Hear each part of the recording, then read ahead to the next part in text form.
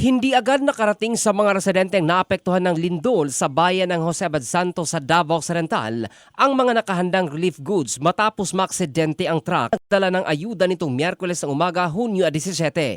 Ayon sa ulat, ang forward truck na may kargang mga relief goods ay patungo sana sa naturang bayan nang tumagilid ito sa bahagi ng sitio Sinugpang, Barangay Lapuan, Don Marcelino sa Davao Occidental.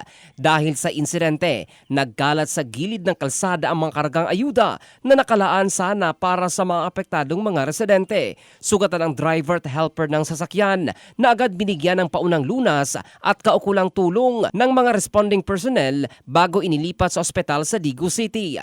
Sa paunang investigasyon, posible umanong brake failure ang sanhi ng aksidente nang binabaybay nito ang descending o pababa at palikong bahagi ng daan.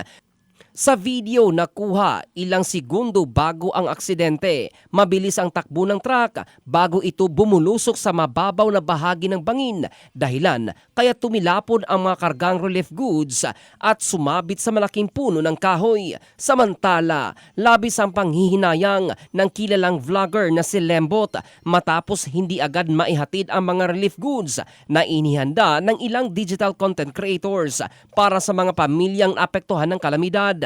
Sa kabila ng nangyari, patuloy ang koordinasyon upang maiparating pa rin ang tulong sa mga biktima. Nagpasalamat naman ang vlogger dahil sa kabila ng nangyari ay ligtas ang lahat ng kanyang mga kasama at nasa mabuti ng kalagayan ang dalawang sugatan. Patuloy pang inaalam ng mga otoridad ang kabuang detalye ng insidente habang isinasagawa ang masusing investigasyon sa naturang pangyayari. In the heart of changing lives, ito si Jofel Candado ng Brigada News Philippines, The Music and News Authority.